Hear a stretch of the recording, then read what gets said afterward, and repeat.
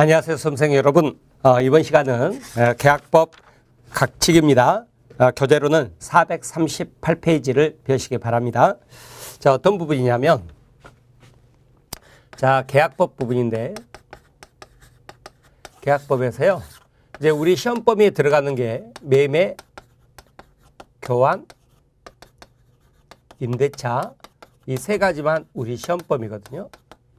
자, 그런데 이때 이제 매매라고 적고 매매 계약이라고 읽는다 그랬죠.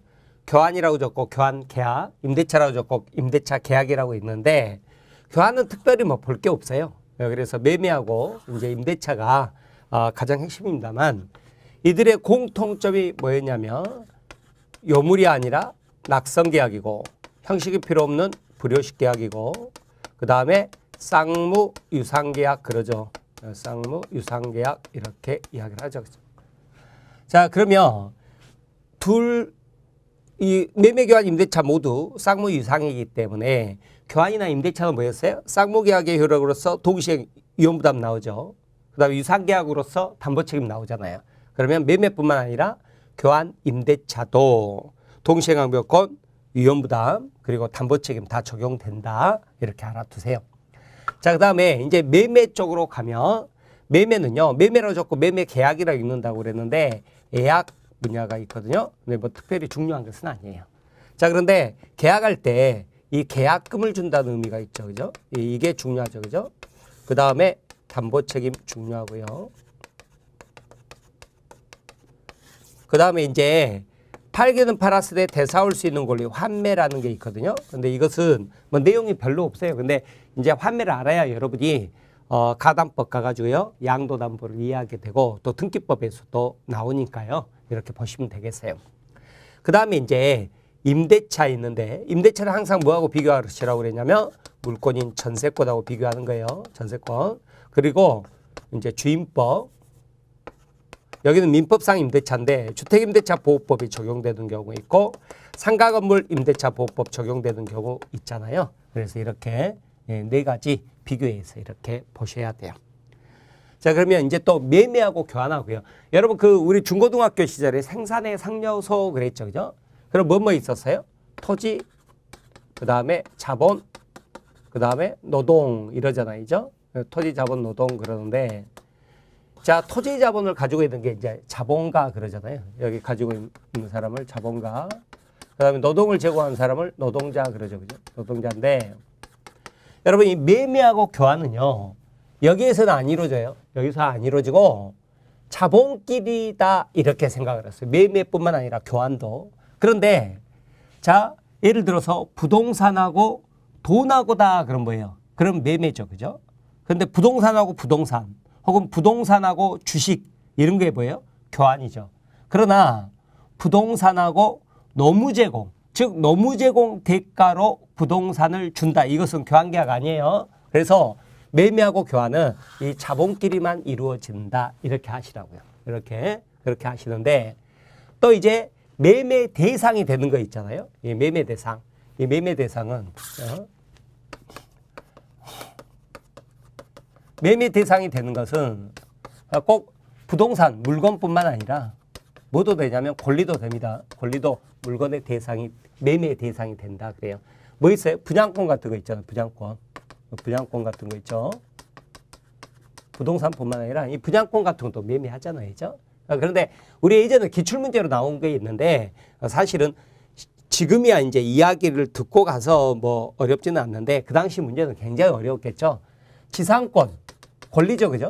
이것도 매매 대상이 된다. 이렇게 이야기를 해요. 이게 뭐냐면 실제로 우리가 지상권 양도할 수 있다고 그랬죠. 물권이니까. 물권 양도 자유가 있다고 그랬는데 지상권 양도 계약 이게 법적 성질이 매매 계약으로 본다. 그 말이에요. 그래서 지상권도 뭐 이렇게 권리니까 매매 대상이 된다. 이런 식으로 문제가 나온 적이 있어요.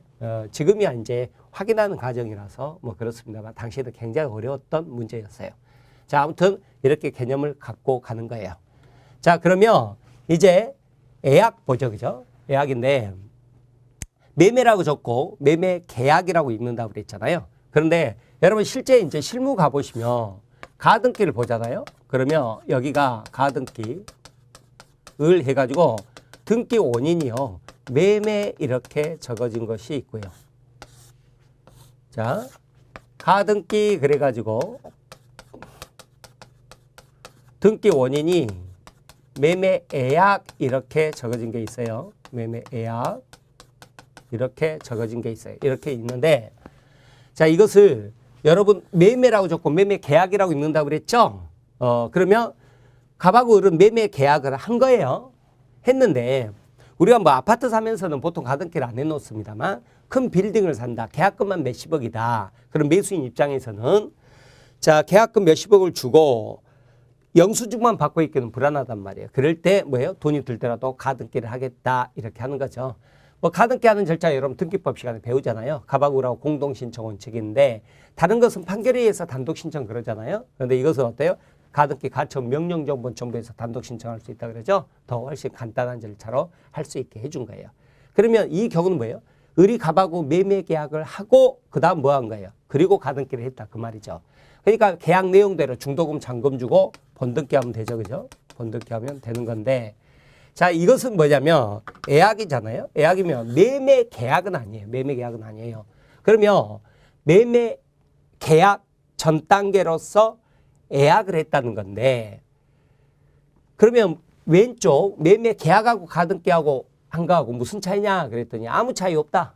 다만 딱 하나 차이가 있는데 이것은 을이 갑에게요. 야, 매매 계약으로 가자. 말 한마디가 필요해요. 이걸 뭐라고 그러냐면 예약 완결권 그래요. 이 예약 완결권을 한 사람만 행사할 수 있다. 일방예약. 둘 다 행사할 수 있다. 쌍방예약 그러는 거예요. 그런데 예약 완결권 행사하잖아요. 그러면 이게 형성권이라 일방적 의사표시만으로 딱 매매 효력이 생겨버려요. 매매 계약이 체결돼 버린다고요. 그래서 예약 단계에서 이미 부동산 표시나 대금 이런 게 확정이 돼 있어야 돼요. 그래야 뭐예요? 예약 완결권 행사하면 그 예약에서 정한 내용대로 어떻게 돼요? 매매 계약이 딱 체결되겠죠. 그래서 예약도 계약이다 그러는 거예요. 채권 계약이 채권 계약. 매매 계약은 아닌데 법적 성질이 청약과 승낙에 의한 채권 계약이다 그래요. 채권 계약. 예전에 우리 그 기출문제로 뭐 물권 계약이다 해서 틀린 지문으로 이렇게 나온 적이 있어요. 그래서 예약도 계약인데 채권 계약이다 그래요. 그러면 아무튼 예약 완결권 행사했죠. 그러면 일방적 의사표시만으로 형성권. 그러면 매매 계약이 체결됐죠. 그러면 그 매매 계약에 따라서 나중에 잔금 치르고 본등기 하잖아요. 그러면 되는 거죠. 그죠? 별 차이 없다고 그랬죠? 그러면 이제 예약 완결권. 자, 이것은요. 형성권이니까 10년 제척기간에 걸린다. 그러죠? 그럼 뭐 우리한테 물어볼 필요가 없는데 왜 우리한테 물어보는지도 모르겠어요. 민사소송법적 문제인데 제척기간이 도가 지났는지 여부는 우리가 주장하지 않더라도 법원의 직권조사 사항이다. 뭐 이런 것들이 기출지문으로 한번 나온 적이 있어요. 뭐 크게 신경 쓰지는 마셔요. 자, 그렇게 보시면 됩니다. 그러면 우리가 뭔가를 최고했는데 대답이 없다 그러면 하겠다 안 하겠다 안 하겠다 현재 상황에 변화가 있으면 안 된다 그랬죠. 그래서 우리 전 시간에도 해지할 거야 하고 최고했는데 대답이 없다 그러면 해제권 행사 안 하겠다는 것이니까 해제권은 소멸한다 그랬잖아요. 이 경우도 마찬가지예요. 예약 완결권이 있는 자에게 상대방은 야, 예약 완결권 행사할 거야 안 할 거야 하고 최고할 수 있거든요. 근데 대답이 없다 그러면 행사 안 하겠다는 거예요. 그러니까 예약 완결권은 소멸한다 그렇게 돼 있는 내용인데요. 뭐 크게 중요한 것은 아니에요. 자, 이렇게 보시면 되겠어요. 그러면 자, 예약이라는 게 어디가 나오냐면 439페이지 보면 양가로 2번에 매매 예약이라고 나오죠. 법정 보면 564조 1항 매매 일방 예약은 상대방의 매매를 완결할 의사를 표시한 때 나오죠. 예약 완결권 매매 효력이 생긴다. 이항 전항의 의사 표시 기간을 정하지 아니한 때 예약자는 상당한 기간을 전에 매매 완결 여부 확답을 상대방에게 che고할 수 있고요. 3만 예약자가 전항 기간 내에 확답을 받지 못한 때 예약은 효력을 잃는다 그랬죠. 자, 그렇게 보시면 되겠는데 거기 보시면 439페이지 맨 아래 의의해가지고 자, 거기 보시면 예약이란 장차 본계약을 체결할 것을 미리 약속하는 계약, 즉 예약도 청약과 승낙이라는 의사표시 합체에 의해 성립하는 채권 계약이다 그 말 나오죠. 그죠? 예. 그래서 넘겨보시면 관련 판례 나오죠. 그죠? 매매 일방 예약이 성립하려면 그 예약에 터잡아 맺어질 본계약, 즉 매매계약 요소가 되는 매매 목적물 이전 방법, 매매 가격 및 지급 방법 등 내용이 이미 예약 단계에서 확정이 돼 있어야 된다고요. 자, 그렇게 보시면 되겠습니다. 자, 이렇게 보시면 되고, 거기 뭐 성질 채권 계약이다, 예약의 종류, 동그라미 2번 일방예약, 쌍방예약. 그런데 우리 민법은 일방예약에 대해서만 규정을 하고 있습니다. 그래서 동그라미 3번 일방예약 추정 나오죠. 매매예약은 당사자 사이에 다른 약정이나 간섭이 없는 한 일방예약으로 추정한다, 이렇게 하고 있죠. 4번에 예약 완결권 나오죠, 그죠?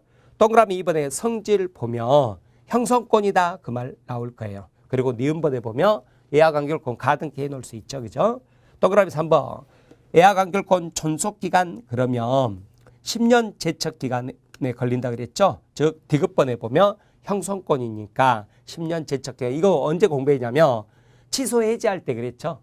해제권은 형성권이니까 원칙적으로 10년 제척기간인데 취소권이 특이하게 3년 10년 그랬잖아요.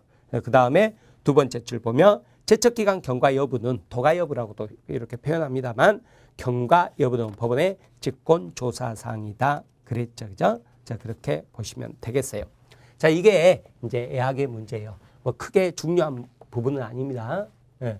자, 그러면 여기 지우고 이제 계약금 계약 설명드릴게요. 441페이지 계약금 계약 나오는데 여기 칠판에 좀 그려야 되니까요. 여기.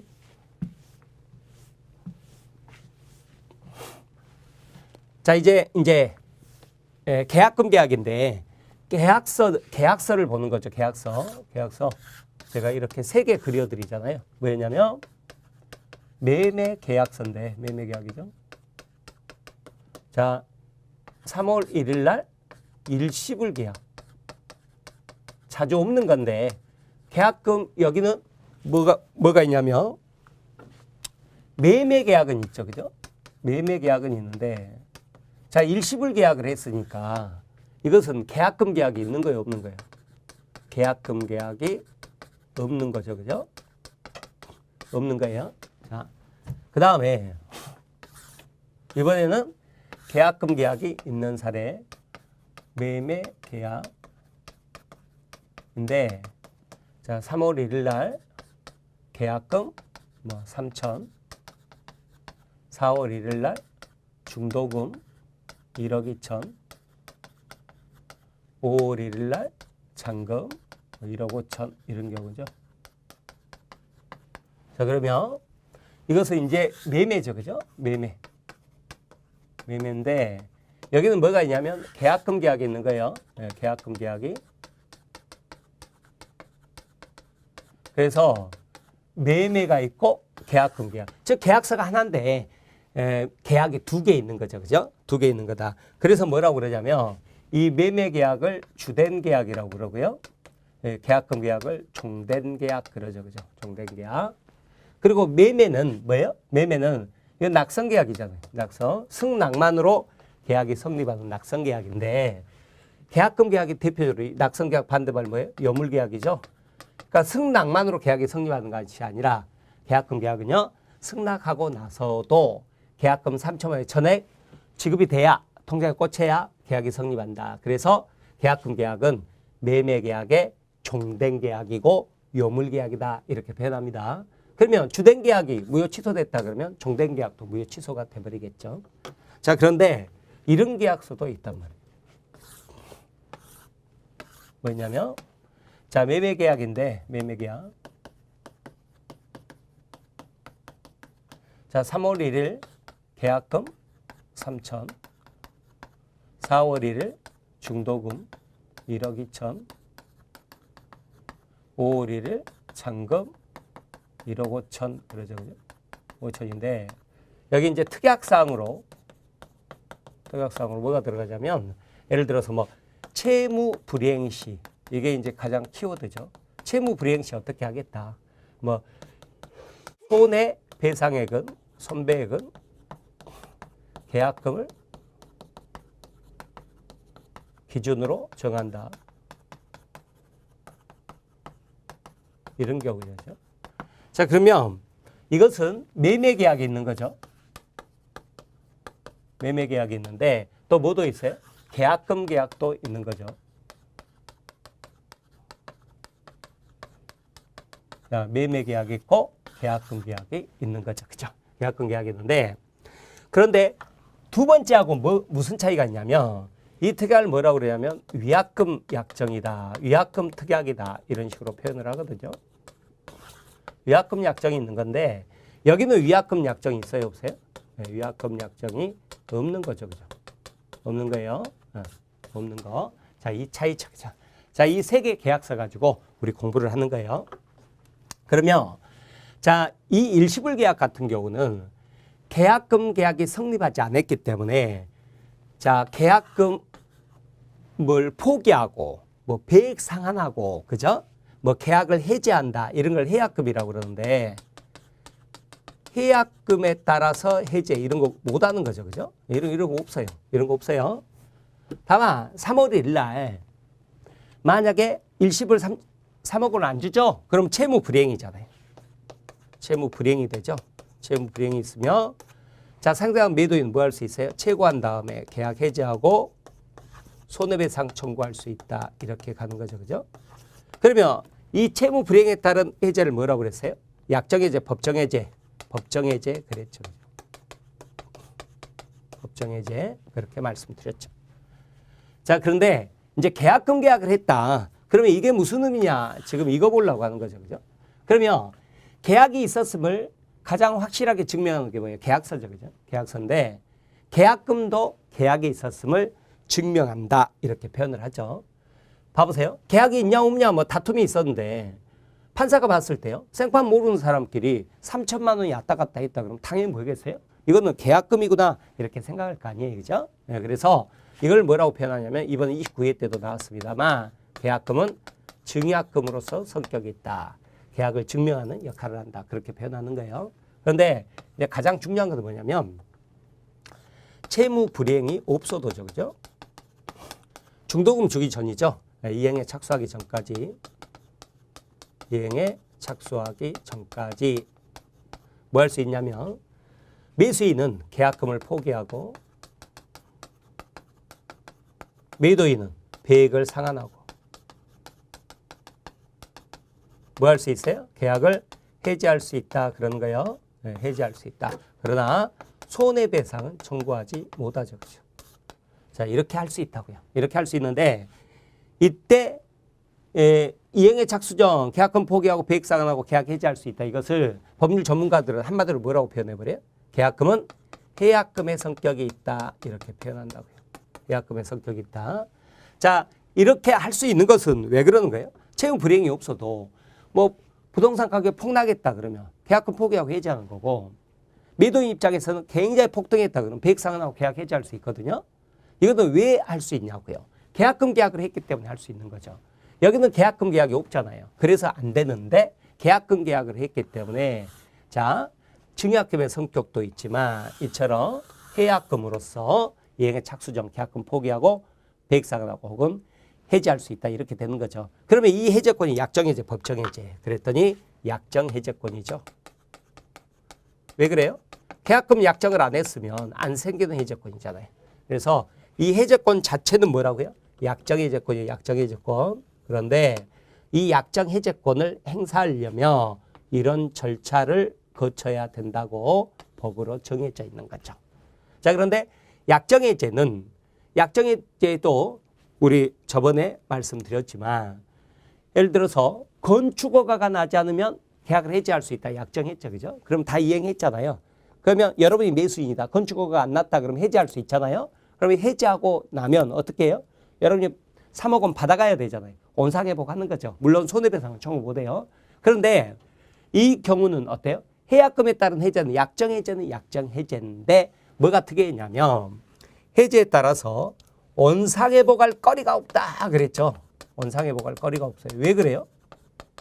언제 전까지만 가나요? 중도금 주기 전까지. 그러면 중개 뭐밖에 없어요? 계약금밖에 없죠. 근데 그 계약금은 포기하든지 배액 상환하든지 그러고 해지를 하기 때문에 원상회복할 거리가 없다 그러는 거예요. 거리가 없다. 네, 여러분 그 시험장 가면 그런 게 환청처럼 이렇게 들려야 되는 거예요. 자, 이것은 이제 계약금 계약의 효력이죠. 근데 이제 계약금 계약과 관계없어요. 관계없이 이제 중도금을 안 줘버리거나 중도금 줬는데 잔금 안 줘버리거나 우리는 똑같습니다만 1년 동안 중도금 줬는데 잔금 안 준 케이스로 그것으로 공부하죠. 그죠? 그러면 이제 또 뭐예요? 채무 불이행이죠. 그죠? 채무 불이행이 있죠? 채무 불이행이 있으면 매도인 뭐 할 수 있어요? 최고하고 계약 해지하고 그 다음에 손해배상 청구할 수 있다. 이렇게 가는 거죠. 그죠? 그러면 지금 받은 게 계약금하고 중도금이잖아요. 그 반환해야 하네요. 다 반환해야죠. 계약금도 중도금도 다 반환하는 거죠. 반환할 때 금전이니까 어때요? 이자까지 가산해서 반환해 줘야죠. 왜요? 이거 원상회복 하는 거예요. 원상회복. 원상회복 하는 거죠. 해제에 따라서. 그리고 나서 실제 손해액을 입증해서 청구한다. 그러는 거죠. 자, 물적 손해는 입증해서 정신적 손해 이자료는 그냥 청구하면 판사가 알아서 정해준다고 그랬죠.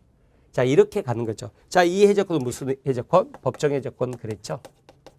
그래서 어쩌냐면 하나의 계약에서 한 사람이 여러 개의 해제권을 가질 수 있다고. 약정해제, 법정해제 다 가질 수 있는 거예요.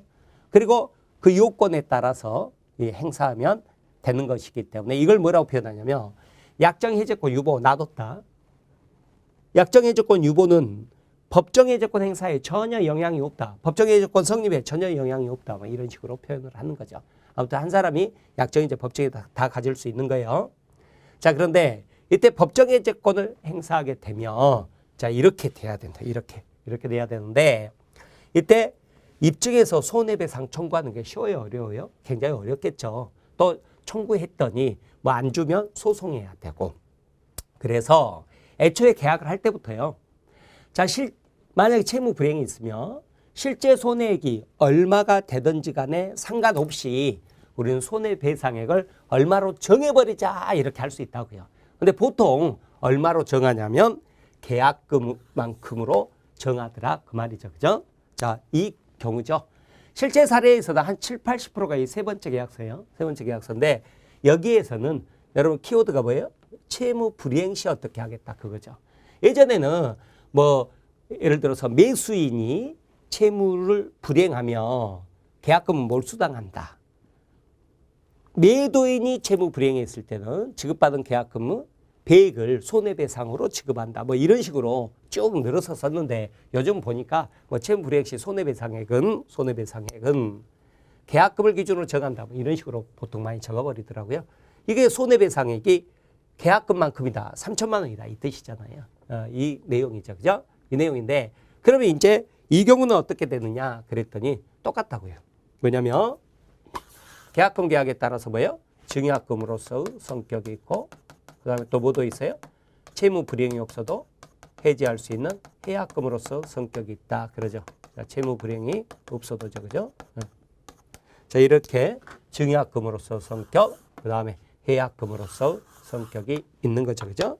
근데 이것과 관계없이죠. 이제 만약에 중도금 줬는데 잔금 안 졌다. 채무 불이행이 있죠? 채무 불이행이 있으면 이제 어떻게 된다고요? 채무 불이행이 있으면 최고하고 계약 해지하고 그 다음에 손해배상 청구하게 되는데 이때 매도인이 받은 게 계약금 중도금이잖아요. 그러면 계약금 반환해요, 안 해요? 계약금 반환 안 하는 거죠. 그죠? 왜요? 이게 손해배상액이니까. 왜요? 특약에서 그렇게 정했잖아요. 계약금만큼이 손해배상이라고. 그럼 중도금 반환해요, 안 해요? 중도금 반환해줘야죠. 그죠? 왜? 계약금만 손해배상으로 정했잖아요. 만약에 매수인이 채무 불이행 시 계약금뿐만 아니라 중도금까지 몰수한다. 그러면 중도금도 반환할 필요가 없는 거죠. 자, 그래서 이건 뭐예요? 특약대로 가는 거죠. 그죠? 특약대로 이렇게 가는 거죠. 특약대로 가는 거예요.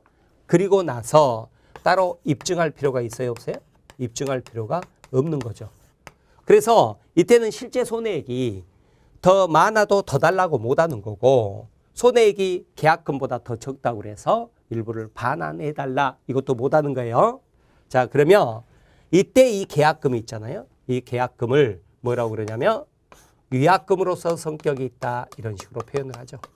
위약금 혹은 손해배상액, 손배액, 예정으로서 성격을 갖는다 이런 식으로 표현을 해요. 그래서 어쩌냐면 봐보세요. 계약금 계약을 했다. 그러면 계약금은요. 해약금의 성격이 있죠. 해약금으로 추정해야죠.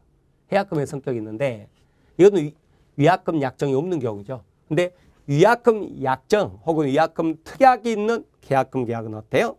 해약금으로 성격뿐만 아니라 위약금 즉 손해배상액 예정으로서 성격을 모두 가지고 있다. 겸한다. 이런 식으로 표현합니다. 그런데 또 이 위약금 약정을 봤더니요. 채무 불이행 시 손해배상과 별도로 계약금은 몰수한다. 이렇게 돼 있어요. 그거 엄청 센 거죠. 그럼 계약금 몰수하고 또 별도로 손해배상 청구할 수도 있고 이런다는 뜻이잖아요. 그렇게 정할 수 있는데 그러면 그때는 이것을 뭐라고 표현하냐면 꼭 위약벌이라고 안 적어져 있다 하더라도요. 판사들이 이번에 원피고는 위약벌 약정을 했더라고 이런 식으로 표현을 하는 거예요. 엄청 센 거죠. 그죠? 그것을 위약벌이라고 그러는데 차이점이 뭐냐면요. 위약금 약정은요. 만약에 뭐 예를 들어서 계약금을 15%로 정했다. 그럼 세죠. 그죠? 그러면 위약금이 세잖아요. 그러면 이것은 감액을 해줘요. 감액을 해주는데 자, 위약벌로 봤다. 그러면 감액 안 해줘요. 감액을 안 해준다. 이 차이예요. 이 차이다. 이렇게 봐두시고 위약벌 약정은 유효 무효. 원칙이 유효죠. 그죠? 유효죠. 유효인데 다만 부당하게 과도하다. 그죠? 과도하다. 그러면 뭐가 돼버려? 반사회적 법률 행위로 무효 이러죠. 우리 103조에서 배웠었죠. 그죠? 103조에서 이렇게 봐버리죠. 예를 들어서 채무 불이행이 있으면 전 재산을 몰수한다면 이렇게 돼 있죠. 그러면 103조 위반 무효 이렇게 가죠. 그죠? 그래서 이 차이점 정확히 이렇게 알아두세요. 자, 그 다음에 이제 계약금 계약은 요물계약이라고 그랬잖아요. 요물계약이니까 어쩌냐면 자, 3월 1일 날 3천만 원 주기로 했는데요. 실제로는 3월 2일 날 1,000만 원을 입금하고 3월 3일 날 나머지 2천만 원을 입금했대요. 그러면 언제 계약금 계약이 성립하냐 그 말이죠. 그러면 전액이 통장에 꽂혔을 때죠. 자, 이때 계약금 계약이 성립한 거예요. 그러니까 1,000만 원만 입금한 상태에서는 어떻게 돼버리냐면 계약금 계약이 없는 거죠. 없는 거죠. 그러니까 해약금 해제를 못 하겠죠. 그러니까 1,000만 원 포기하고 1,000만 원의 배액 상환, 2천만 원 상하면서 해제 이런 거 못 한단 말이에요. 안 되는 거예요. 왜? 계약금 계약이 성립하지 않았으니까. 자, 그렇게 정리합니다. 요물계약에서 그러는 거예요. 자, 그런데 중도금도 다르죠. 여러분 여기 보시면 이행의 착수전 그랬잖아요. 이행의 착수전 그러는데 중도금의 일부만 지급해도 이행의 착수를 봐버리죠. 무슨 말이냐면 예를 들어서 여러분이 매수인인데 4월 1일이 중도금 날짜잖아요. 근데 3월 20일 날 개발계획이 발표되면서 엄청 폭등했더라. 그러면 기분 엄청 좋죠. 그런데 일말의 불안감이 있죠. 뭐예요? 매도인이 배액 상환하고 계약 해지해 버릴까 봐. 그럴 때는 어떻게 하라고 그랬어요? 제가 일부 즉 1,000만 원 정도만 변제기 전이라도 그죠? 4월 1일이 되기 전이죠? 전에 어떻게 해버려요? 딱 통장에 집어넣어 버리라고. 계약금 좋던 매도인 통장에 딱 집어넣어 줘 버리죠? 그럼 이거는 이행의 착수예요. 착수기 때문에 이제 매도인은 배액 상환하고 계약 해지하지 못한다. 그러는 거예요. 자, 그리고 나서 또 조금 세부적으로 보면 이행의 착수라는 것은 잔금을 준비해가지고 잔금을 준비했죠. 준비해가지고 자, 등기소에 가자. 동행을 촉구하는 것도 이행의 착수로 봐줘요. 착수로 봐주는데 그러나 은행에 대출 신청해 놨다. 이행을 준비한 것만으로는 이행의 착수가 아니다. 그러거든요. 그러니까 이행의 착수는 뭐예요? 일부를 이행한 것도 이행의 착수예요. 그러나 이행 준비만으로는 아직 이행의 착수가 아니라고 그랬죠. 근데 중간에 애매한 게 있단 말이에요. 이행의 전제행위라고 표현도 하는데 이렇게 잔금 들고 등기소에 동행할 것을 촉구한 거 이런 것도 그것은 뭘지 했더니 이행의 착수로 봐주고 그랬죠. 그 다음에요. 매수인은 이미 계약금을 줬잖아요. 그러니까 해지하겠어 의사표시만으로 가능한데 매도인은요. 자기가 계약금을 받은 상태잖아요. 받은 상태이기 때문에 어때요? 해지하겠어 말로만은 안 돼요. 그러면 어떻게 해줘야 돼요? 이행 제공을 해. 배액 상환 이행 제공이 필요해요. 이행의 제공이 있어야 된다고.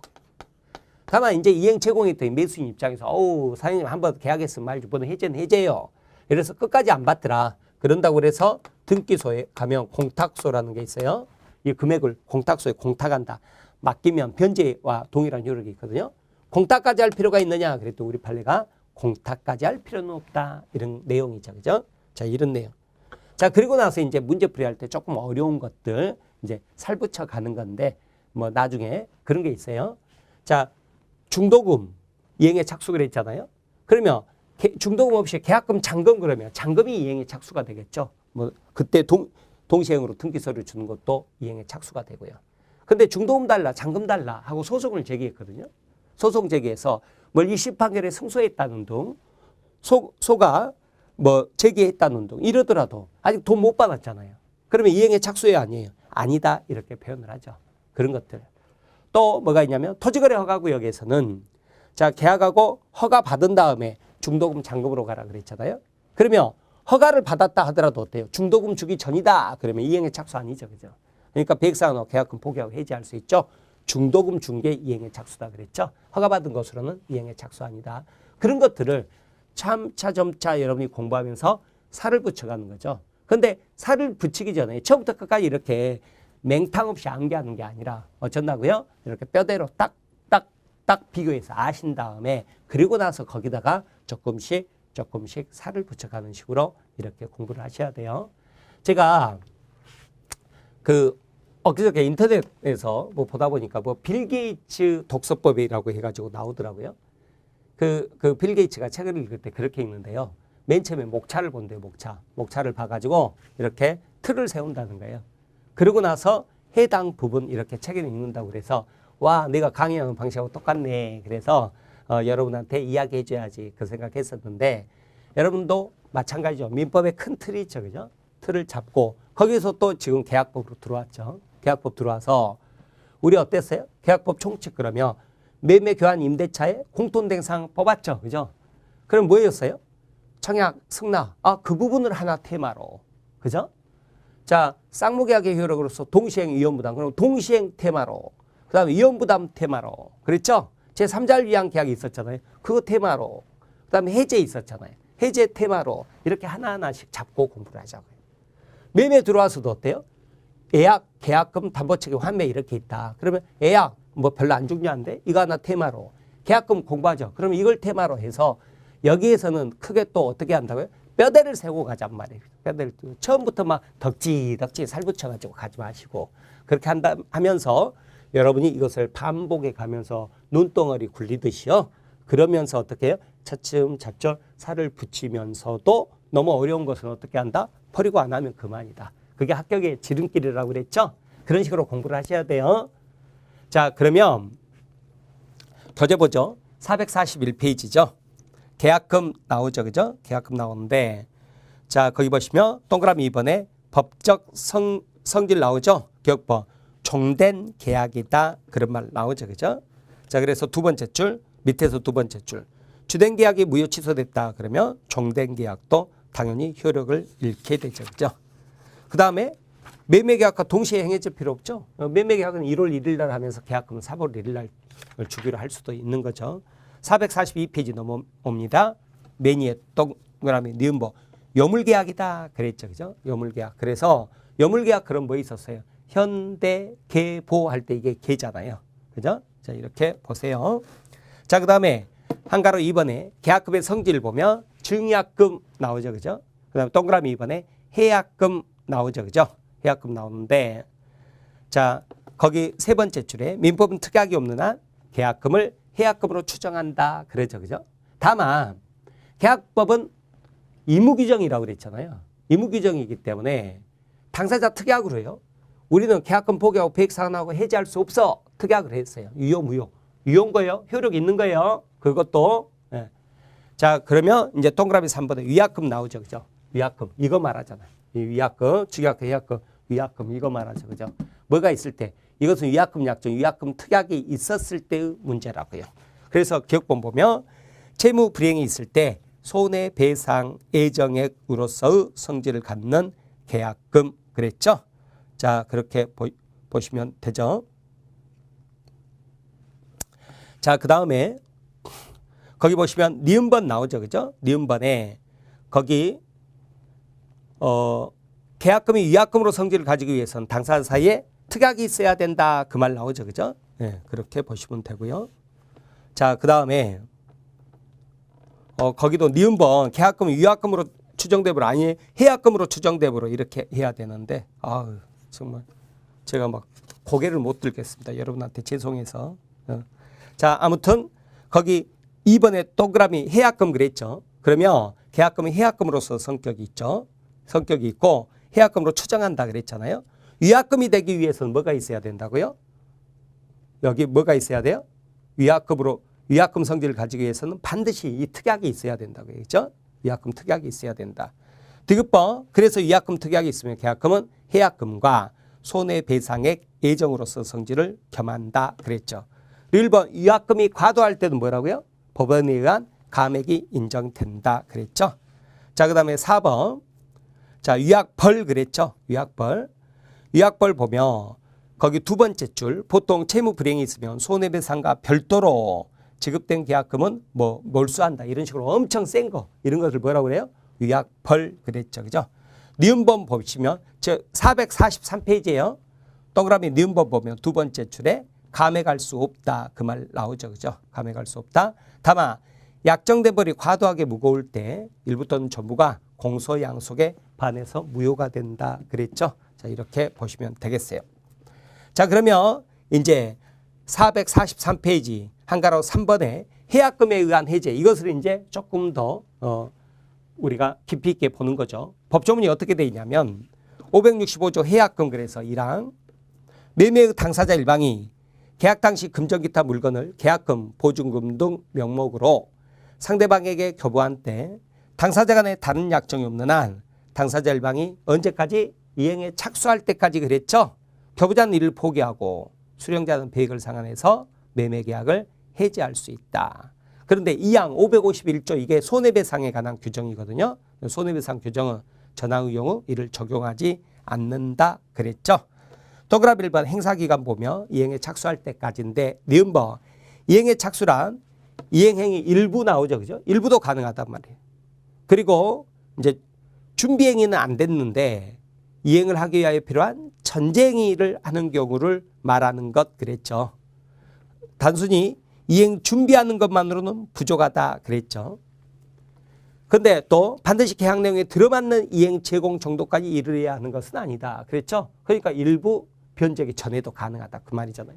원래 계약 내용은 4월 1일 날 주기로 했잖아요. 꼭 그거에 들어맞아야 되는 것은 아니다.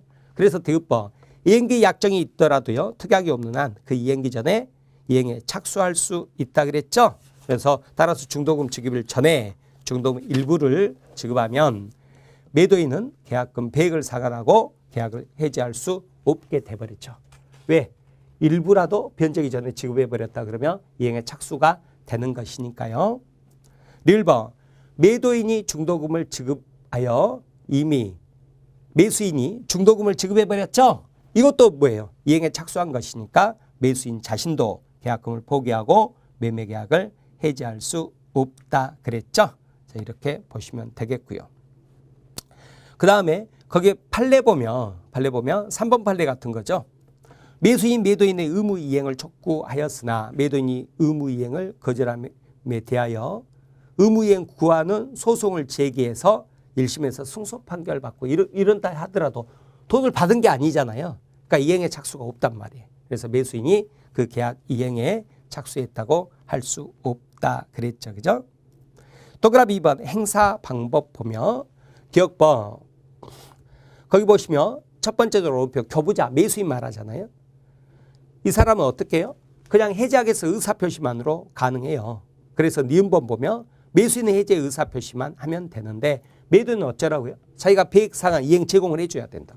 그래서 수령한 계약금 배액을 매수인에게 상환하거나 적어도 그 이행 제공을 하지 않으면 계약을 해지할 수 없다. 그러나 상대방이 수령하지 않는다고 해서 공탁까지 할 필요는 없다. 그 말 나오죠. 그죠? 자, 그렇게 보시고 동그라미 3번 해약금에 의한 해제의 효과에서 이미 전 시간에 말씀드렸습니다만 원상회복 없단 말이에요. 원상회복. 왜요? 거리가 없다 그랬죠. 그래서 아래 표 보시면 저번 주에 말씀드렸는데 건축허가가 나지 않으면 해제할 수 있다. 이것도 약정해제잖아요. 약정해제. 근데 계약금 계약에 따른 해제도 약정해제죠. 약정해제니까 손해배상 청구권이 없는데 왜 구분해 놨다고요? 건축허가 안 나서 해제를 하면 받았던 여러분 돈 있죠? 돈은 반환 받아가야 되고, 그죠? 여러분이 받았던 소유권 이전 나에게 다시 줘야죠. 온상회복 하는데 계약금 계약에 따라서 해지했을 때는 뭐라고요? 거리가 없다. 온상회복 거리가 없다. 그랬죠. 그죠? 자, 그렇게 보시면 되겠습니다. 자, 이렇게 보시고 오른쪽 445페이지 오시면 리을번 나오죠. 그죠? 두 번째 줄 약정 해제권 유보 놔뒀다. 법정 해제권 행사에 영향을 미치지 않는다. 그랬고요. 미음번 보면 계약금 포기나 배액상에 의한 계약금 해제에 관한 규정은 강행 규정이 아니라고 의무 규정이죠. 그죠? 그러니까 이를 배제하는 특약도 유효 그랬죠. 자, 그렇게 보시면 되겠습니다. 자, 그다음에 이제 445페이지. 자, 이거 이제 끝났어요. 끝나고 이제 거기 계약 비용 부담 간단한 건데 매매 계약에 관한 비용은 어때요? 당사자 쌍방이 균분 부담. 그러니까 계약서 종이 한 장도 뭐예요? 절반 부담 이렇게 되겠죠. 그죠? 그런데 거기 한가로 2번에 비용 범위 나오죠. 그죠? 동그라미 1번 보면 매매 계약에 관한 비용이란 계약을 체결하면서 일반적으로 필요로 하는 비용, 뭐 측량 비용 같은 거, 중개보수 이런 거 포함되거든요. 이렇게 표현은 이렇게 해요. 이렇게 하는데 실제 사례에서 우리 측량 비용은 어떻게 하라고 그랬어요? 절반이 아니라 뭐라고 그랬죠? 측량 비용은 면적에 비례해서 이렇게 갔었죠. 그죠? 면적에 비례해서. 갑하고 을 있다 그러면 담장 설치는 절반, 그래서 공유로 추정한다 그랬잖아요. 근데 측량할 때는 측량 비용은 면적에 비례해서 그렇게 갔었죠. 그죠? 자, 그 다음에 중개보수는 뭐 알아서 각자 주는 거고 그렇게 가는 거죠. 그죠? 다만 중요하게 2번인데 등기 비용은 계약 비용이 아니다. 그 말 나오죠. 그죠? 그래서 등기 비용은 보통 등기하면 이익 보는 자가, 그죠? 그래서 매수인이 부담하는 것이 거래 간행이다. 그랬죠? 자, 이렇게 보시면 되겠어요. 자, 그 다음에 446페이지 보면 이제 매매계약의 효력 나오죠. 그죠? 이것도 이제 간단하게 하나 보는 건데요. 자, 뭐 보시냐면 거기 447페이지죠. 그죠? 447페이지 아래 한가로 4번에 과실기속 이거 나오거든요. 과실기속 나오는데 이것도 여러분 그냥 이거 생각하시는 거예요. 뭐냐면 갑하고 을하고요. 부동산을, 그죠? 3억 원, 그렇죠. 이게 동시행이란 말이에요. 동시행이란 말은 뭔 말입니까? 한 사람이 둘 다 가질 수는 없죠. 하나씩 가지고 있다가 동시행하면 이렇게 갖게 되잖아요. 이렇게 갖게 되는데 이때 여기에는 월세가 붙고 여기에는 이자가 붙잖아요. 이자가 붙죠. 그죠? 그러면 이게 뭐예요? 과실이라는 거죠. 과실인데 봐보세요. 매매 계약했어도 대금 완납 안 했다. 그러면 어떻게 가죠? 이자가 매수인에게 올 거 아니에요. 그러니까 이 목적물로부터 생긴 과실은 누구에게 기소간다? 매도인에게 기소간다. 이렇게 가야죠. 그죠? 근데 대금으로 완납해버렸죠. 그죠? 그러면 이자가 매도인에게 가잖아요. 그러니까 목적물로부터 생긴 과실은 매수인에게 기소간다. 이렇게 가겠죠? 암기하려고 하지 마시고요. 그 취지를 이렇게 알아두셔요. 그래서 587조 보면 매매계약이 있은 후에도 인도하지 아니한 목적물로부터 생긴 과실은 누구에게 속하고 매도인에게 속한다. 그랬죠? 그런데 매수인은 목적물 인도받았죠. 그죠? 인도받았다 그러면 월세가 자기에게 올 거 아니에요. 그러니까 받은 날로부터 뭘 줘야 돼요? 대금 이자를 지급해야 된다. 그랬죠? 아래 동그라미 2번 보면 매매 목적물 인도 전이라도 매수인 매매 대금을 완납했죠. 완납했으면 이자가 매도인에게 갈 거 아니에요? 따라서 뭐예요? 목적물은 매수인에게 목적물 과실 수취권 누구에게 있다? 매수인이 과실 수취권을 갖는다. 그러는 거죠. 자, 448페이지 한가로 1번에 대금 지급 시기 나오죠. 동시행 관계잖아요. 그러니까 매매 당사자 일방에 대한 의무이행 기한이 있을 때 상대방 의무이행에 대해서도 동일한 기한이 있는 것으로 추정한다. 그러는 거고 대금 지급 장소 나오죠. 그죠? 원래는 자, 돈을 들고 가서 누구에게 줘야 돼요? 채권자, 매도인 주소지에서 지급하는 게 원칙이에요. 다만 뭐라고 나오냐면 여러분 이것은 이제 시험 안 나오고 뒤에가 나오는데 제가 여러분한테 어떻게 기억하시라고 그랬냐면 대한민국에서 매매계약했다.